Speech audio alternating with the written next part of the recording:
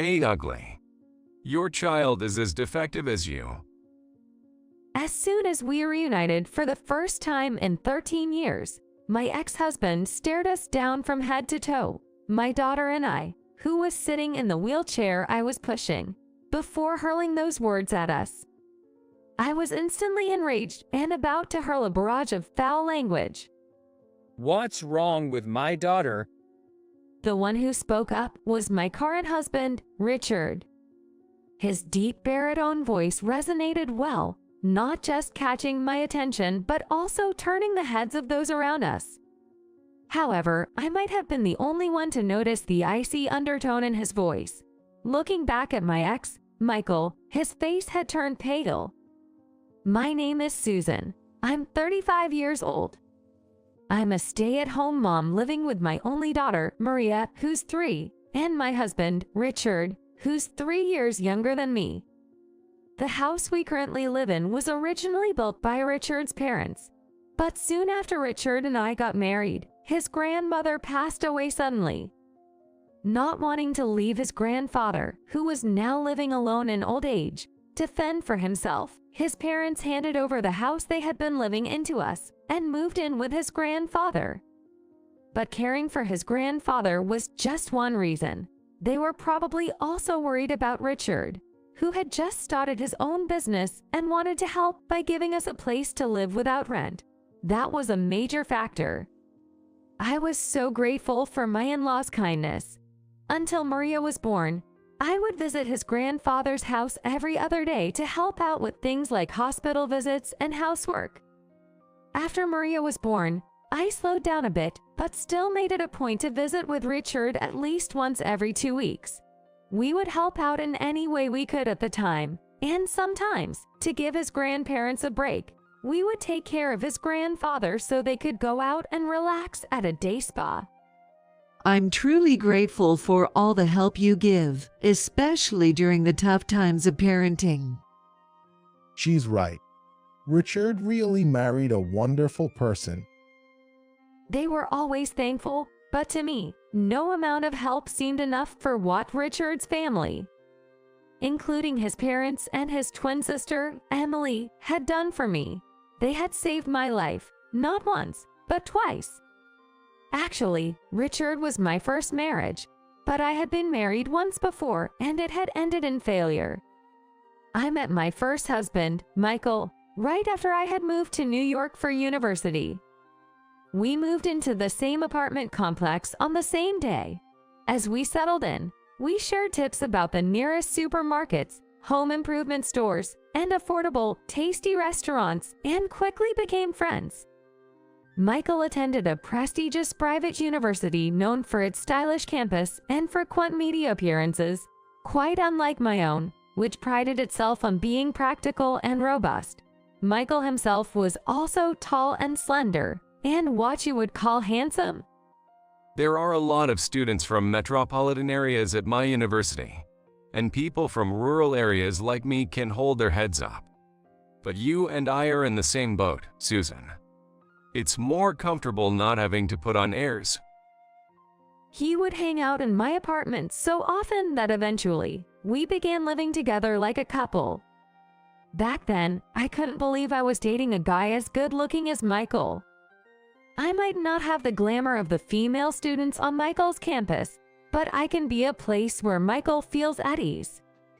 I would think, naively happy to cook, clean, and do laundry like some kind of housemaid. Of course, no good man would make his partner feel comfortable right from the start of a relationship. That comfort was just shorthand for it's comfortable for the man, a complete self-centeredness. But as they say, love is blind. I completely ignored Michael's selfishness. If only I could quit my job. The allowance from my parents isn't enough, and my classes are getting harder. If he said such a thing, why not move to a slightly larger apartment? Don't worry about the rent. I offered that we move into a newly built apartment near the apartment where we met, and that I pay the full rent. Michael, of course, agreed with my proposal, but for some reason, he insisted on keeping both our phone lines separate. when I questioned it. As soon as I entered high school, my dad got stationed in England, and my mom went with him. They're pretty strict. If it gets out that we're living together, not only will my allowance stop, but I might even be told to drop out of school. You wouldn't like that, would you, Susan? And even Susan's parents, as much as they might expect us to get married eventually, would be saddened to know we're cohabitating. Michael said with unusual seriousness. At that moment, all I could focus on was the eventually get married part, and I didn't think too deeply about the rest. However, this full-time cohabitation began to weigh heavily on me financially. Since the apartment lease was under my name, I inevitably had to cover not only the rent but also the electricity, gas, water bills, and even the landline and internet fees. Of course, at first, he said, "Since you're covering the rent, I'll pay more for utilities," sounding quite noble. Sorry, Susan. I'm broke again this month because of social obligations. I need to start considering job hunting soon. So when friends or classmates invite me out for drinks, I find it hard to say no. I ended up covering everything. I was also paying for groceries. Even the beers Michael drank after his shower came out of my wallet. Michael only contributed to the occasional pizza delivery when his friends came over. And every time he invited friends from his seminar or club to our place, he'd say, if they find out we're living together, they'll tease us for sure. I haven't told them about you, making me leave the apartment for the day. But since I spent all my time outside of university classes working part-time and doing housework, I didn't have a single friend to chat with or hang out with. So I had to spend the night in cafes and chain restaurants. The summer was tough, but waiting on a park swing in the cold winter mornings until I could afford to go home brought me to tears, wondering what I was even doing with my life. By the time we were both in our 4th year of university and seriously job hunting, I finally snapped at Michael, "Contribute a bit to our living expenses. You're practically a freeloader now." He immediately switched to a soothing tone. Sorry. I was just taking advantage of you. Don't be mad. He blatantly tried to appease me. The next day, he unexpectedly came to pick me up from my part-time job and clean the apartment, preparing dinner with flowers, wine, and cake he seemed to have gotten from a high-class supermarket. Throughout our long relationship, it was as if, for the first time, I was truly moved by Michael's thoughtfulness, which culminated in him presenting me with a ring from a famous brand at the time. I can only afford this right now, but someday I'll buy you a diamond worth 3 months of my salary. I remember the moment he said that and slipped the ring on my finger, feeling the happiest I've ever felt in my life, echoing a line I must have heard somewhere. However, that memory of happiness was the only one of its kind. I'm torn between getting a job and studying abroad. But if things stay as they are, I'll rely on Susan again. It's a crucial juncture, so I want to try being alone for a while. He said so and suddenly left me to share an apartment with his friend. I felt anxious, but I managed to hold on since he had some belongings to leave behind, and we still communicated twice a day through emails and calls. I can't mope around. I've got to hustle and find a job too. With that change in spirit, I got an offer from my first choice mid-tier trading company. But around that time, strange calls started coming in on the landline registered under Michael's name. They automatically went to voicemail, and I would absent-mindedly listen to the messages being left, which included unsettling phrases like "it'll be trouble if you don't repay by this week," and "don't take us lightly." I hurriedly contacted Michael's cell phone, but all he said was, "It's nothing, don't worry about it." Eventually, letters with words like collection notice and final warning began to arrive in the mail. I finally confronted him about it. Stop nagging me already. After all, I've done with an ugly defect like you. The least you can do is pay up. And just like that, he got mad and stopped answering my calls. Deceived by his constant contact, I was shocked to realize that I hadn't asked Michael for his new address. When I tried asking the university, they told me they couldn't give out that information to someone unrelated, leaving me desperate for any clue. So I started opening the cardboard boxes Michael had left in his room. Inside, I found nothing but documents from various financial companies hinting at debts, old clothes that seemed worthless, and a used-up old laptop. There was nothing about Michael's parents' address in England or any clue about where he might be living now, making me realize I was just a source of money to him. But things got worse.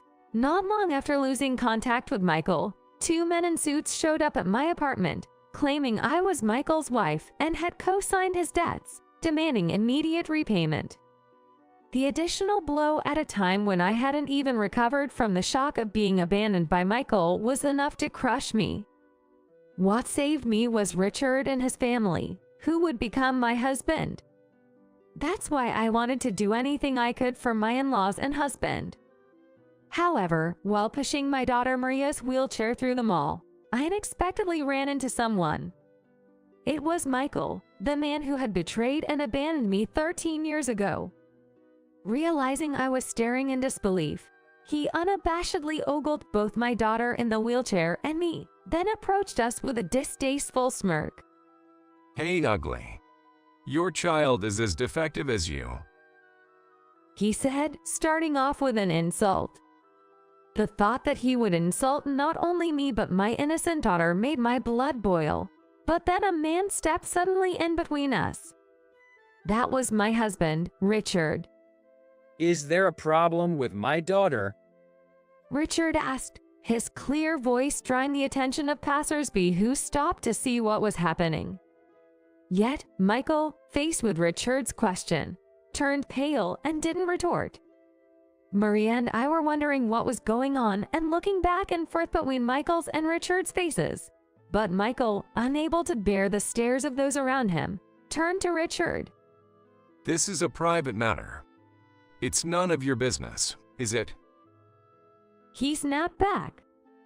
But Richard, without a flicker of emotion, responded.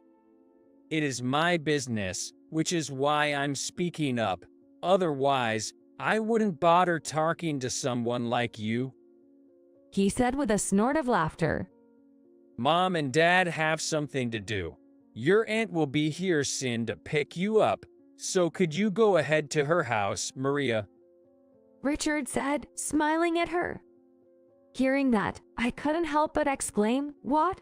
But Maria, mature for her age and not easily startled, remained calm. Okay, just make sure you come early. It's a celebration, after all. Soon after, Richard's sister Emily and her kids arrived to pick up Maria, allowing her to leave the scene. Then, Richard's initial momentum was nowhere to be found. He turned to Michael, who was somewhat hesitant. Let's then move on to an adult conversation. It wouldn't be ideal to provide a free show for the public here, so let's move locations. Slightly bending over and putting pressure on with a half smile. Michael, not particularly short but still overshadowed by Richard's nearly 6 feet 3 inch tall, agreed more readily than one might expect to change venues, perhaps preferring it to the curious stares of the onlookers. Unexpectedly, he readily agreed to Richard's suggestion and consented to change the location. The three of us took a taxi and arrived at the building where Richard's office was located. Upon pressing the elevator button and seeing the tenant directory next to it, Michael realized they were headed to a law firm, and his face turned pale once again. However, it was too late to run away, and he joined the others in the elevator. Since it was supposed to be Richard's day off, his staff were surprised to see him arrive looking stern with his wife and a guest. By the time they were shown to the back reception room, everyone seemed to have regained their composure. During this time, I managed to calm my own nerves just by looking at Richard's profile. In contrast, Michael was the only one who seemed restless and uneasy. Seeing Michael like this, Richard smirked and asked a staff member to bring over a stack of documents, placing them with a thud beside him. Well, it's quite the coincidence to meet the person in question before showing these investigation reports to the chairman. It's quite frightening, really. He casually remarked. Michael's complexion worsened at these words, but unfortunately, I had no idea what he was talking about. Noticing my confusion, Richard began to explain for the benefit of both Michael and myself. The chairman mentioned in the conversation earlier refers to the current chairman of a major machine tool manufacturer, a key client of Richard's office. Recently, the chairman personally summoned him. When Richard visited the head office, he was introduced to the chairman's youngest daughter, who had just returned from graduating from a university in the United States. They asked him to keep this confidential and requested that he conduct a background check on a certain man. And there you were in the sales department, Mr. Michael Smith. Well, at that time, you introduced yourself with a different spelling in your name as Michael, though, Richard continued, still with a smirk, while Michael's face grew even paler. As Richard continued to smirk unabatedly, Michael's complexion seemed to worsen even further. Glancing sideways at him, Richard shared a story. The president's granddaughter in New York had pledged her future to an English man she met in graduate school at the same university. This man had dropped out of a university in England just before graduating and moved to the US, where he enrolled in a local university. After finishing his degree, he worked for a while as a local employee but soon got bored and pursued further studies in graduate school. The granddaughter, a smart woman, had fallen deeply in love with this man who had supported her through the culture shock and homesickness after enrolling in a university in New York. Having completed his master's program a bit earlier, they approached her grandfather, the president, asking for his blessing for their marriage and for him to hire the man in his company. It seems the chairman himself had no clue that a man like Michael was hanging around his granddaughter during her stay in New York. However, the chairman's daughter, the executive vice president, had been introduced to the man a few times during their business trips to New York and had even met his parents, who were stationed there. The executive vice president herself thought at the time, "It's not my place to meddle in my adult daughter's love life," but felt it was too sudden when she was asked to marry him and to allow him to join their family-run company as a future executive candidate.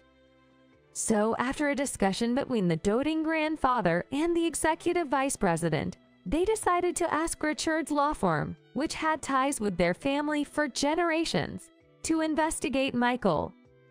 Upon hearing this, I had a bad feeling. "You don't think that man is Michael, do you?" I asked Richard, looking directly at Michael sitting in front of me. What's that supposed to mean? Is it bad if it's me? We've been broken up for ages. Who I marry is none of your business. Michael snapped back even before Richard could respond. Sure, my past with Michael might as well be a dark history, and I've no interest or concern for Michael himself anymore, but I've got a mountain of grievances I'd love to air to him. We broke up, sure, but right before that, you went and filed for marriage without my consent, then made me a co-signer for your debts before skipping town. As I finished yelling, Michael looked momentarily subdued, but then he smirked. You say that, but you wanted to marry me back then, didn't you? I just made your dream come true and asked for a little help paying off my debts in return. He said, then nodded towards Richard. I totally forgot about it because I went on an overseas trip. But when I got back here and checked, I was relieved to find I was single. I thought it was unlikely, but I didn't think anyone else would want someone as ugly and flawed as you. I was worried you'd be waiting for me to come back. That's when he started talking down to me again. Furious at his condescending tone, I was about to snap again, but Richard, my husband, calmed me down once more. Geez, I thought you might have learned something from being quiet earlier, but trash will always be trash. With that, he smoothly began to explain how our marriage was dissolved and Michael was single again. Actually, when Michael disappeared and debt collectors came knocking, the first to offer me advice was Richard's father, my Phil. That's because I was tutoring as a part-time job, and my student at the time was Richard's twin sister, now my Sil, Emily. Emily was smart but was becoming increasingly absent from school due to being ostracized by her classmates. Hired by her worried parents, I learned the ostracism was due to her defending a friend who was also being excluded. I tried to cheer her up with studies and listening to her problems, and soon her parents and grandparents grew fond of me. They started treating me like a family member. Emily and her mother visited me to celebrate her university enrollment when the debt collectors arrived at my apartment.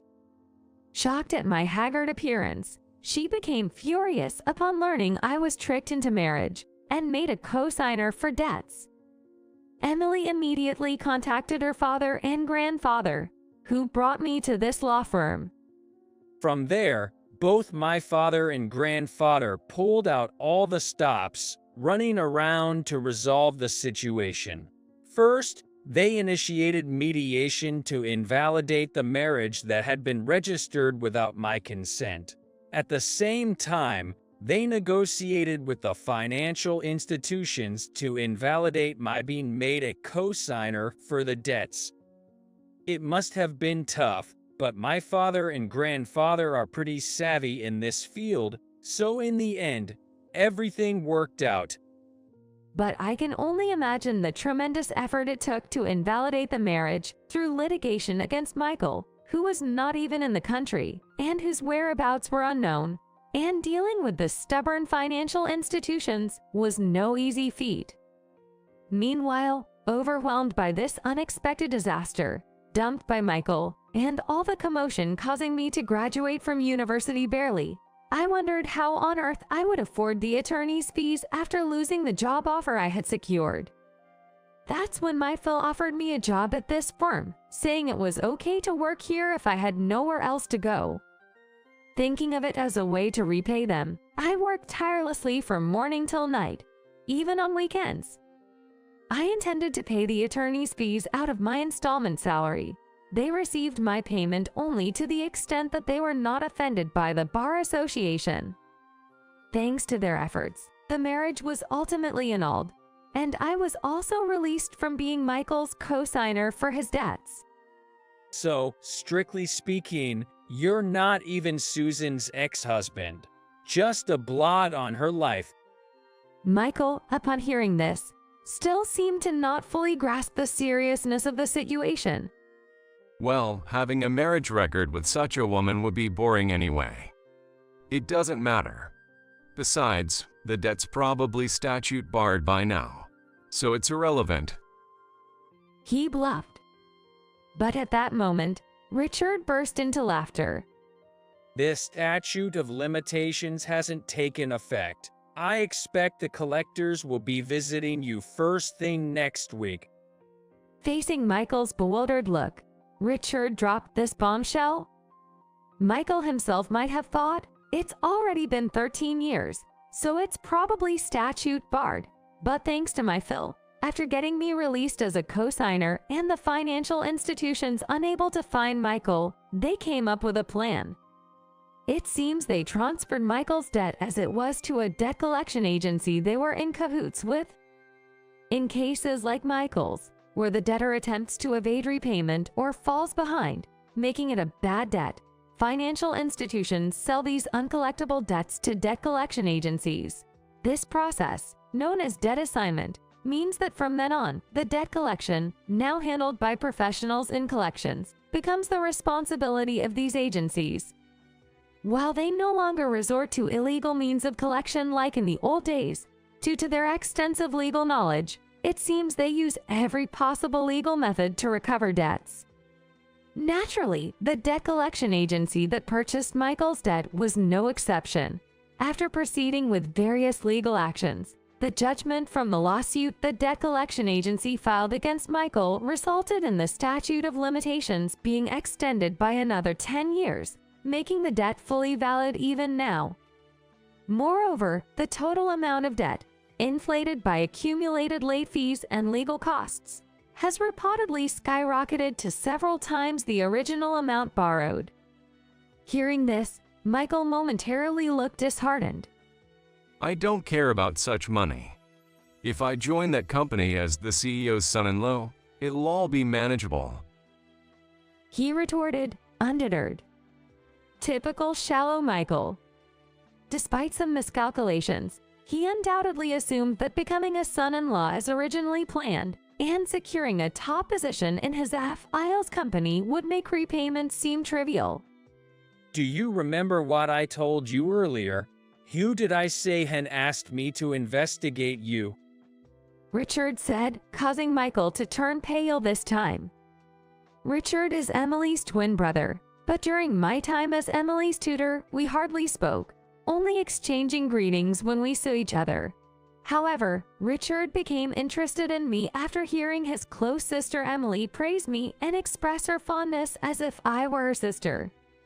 Later, unexpectedly, I started working at the office, and Richard, who had passed the bar exam while still in university, taking the fastest route to become a lawyer, and I began working together at the office. When Richard offered me I wanted to date with marriage in mind, I explained my past and refused, saying it wouldn't be fair to my benefactor-in-laws. However, Richard said he knew all about my situation with Michael from the beginning and still wanted to marry me, and he convinced me that all in-laws support us being a couple. By then, my parents back in my small town, who knew about my situation and were concerned for my future, had also given us their blessing, and Richard and I were happily married. Unlike me, who had intended to seal away my past as a dark chapter, Richard had secretly harbored a desire for revenge against Michael for years. Then a request from the chairman arrived, and at first, I thought it was someone with the same name, but upon closer investigation, I discovered that the chairman's daughter's boyfriend, Michael Smith, was the same Michael Smith who had discarded me like trash. I was about to submit a report based on this discovery first thing next week. I guess he thought he could hide it because the spelling is different. So when the chairman's granddaughter saw your driver's license and pointed out the difference in spelling, you made up some story about being told this version of the name is Lakir, right? But in reality, you were trying to cover up your many indiscretions. After all, Smith is the most common surname. You were planning to just claim it was a case of two people with the same name if anything bad happened, weren't you? When he said that, he sharply retorted, "Don't think such shallow tricks will work on a lawyer." I had already asked the secretary to scan the report and had emailed it to the chairman and his granddaughter. Adding further, Since then, that finance company has occasionally sent inquiries to our office about whether they had tracked you down.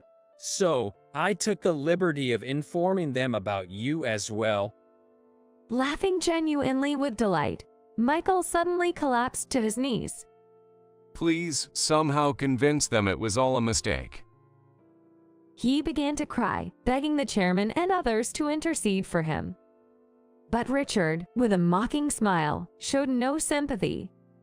Why should I, as a lawyer, have to do something as morally reprehensible as telling such blatant lies to a client, especially to someone who has shown kindness, let alone to a young girl in a wheelchair who you've insulted as ugly and defective? I firmly told Michael. The truth is, my daughter Maria got injured on her way to violin lessons when I took my eyes off her for a moment, and a high school student looking at their phone bumped into her, causing her to fall.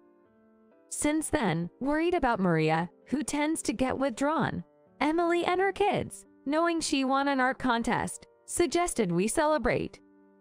And today, because of Michael, what was supposed to be a joyous occasion turned into a disaster. Richard, utterly enamored with his daughter, must have been furious, not just because of Michael's past shame, but also his vile words towards Maria. Despite being coldly treated by Richard, Michael shamelessly bawled, begging, "Please, a man's future is at stake here. Are you going to ruin it?" as he desperately clung on. Ruin someone's life? Who are you to say such a thing? The very thing you planned to do to Susan and the chairman's granddaughter was exactly that, ruining someone else's life. What goes around comes around, a giant boomerang coming right back at you.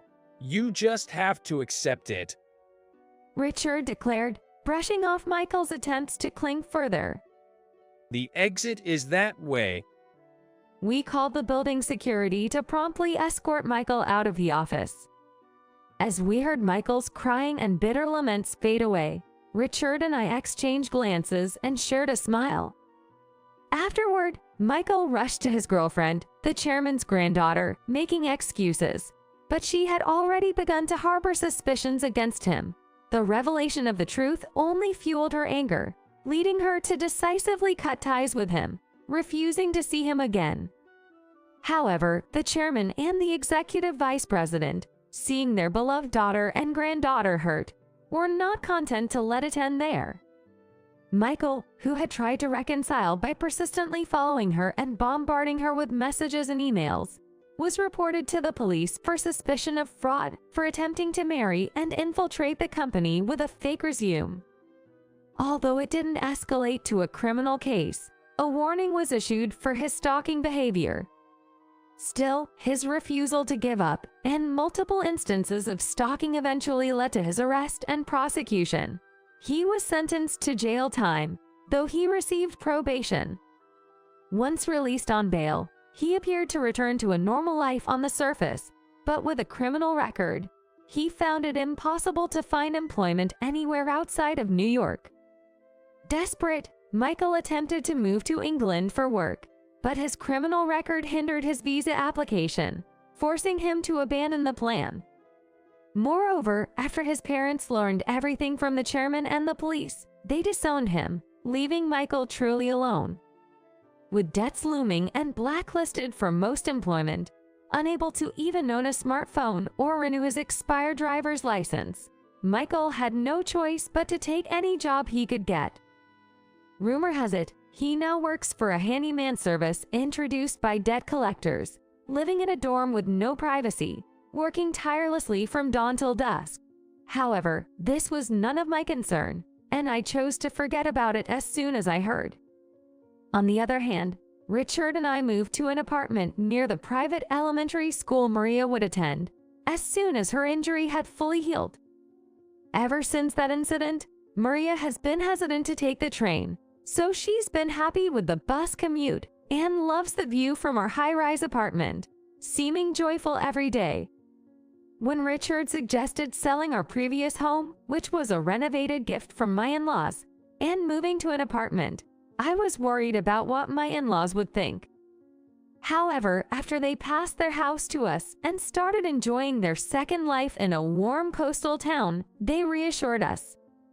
What's best for your son, his wife, and our granddaughter is the most important, so don't worry about it. In fact, they encouraged us. Being closer to my workplace means more time with family than before, and it was definitely a good decision. Richard seems to be enjoying the new life as much as Maria.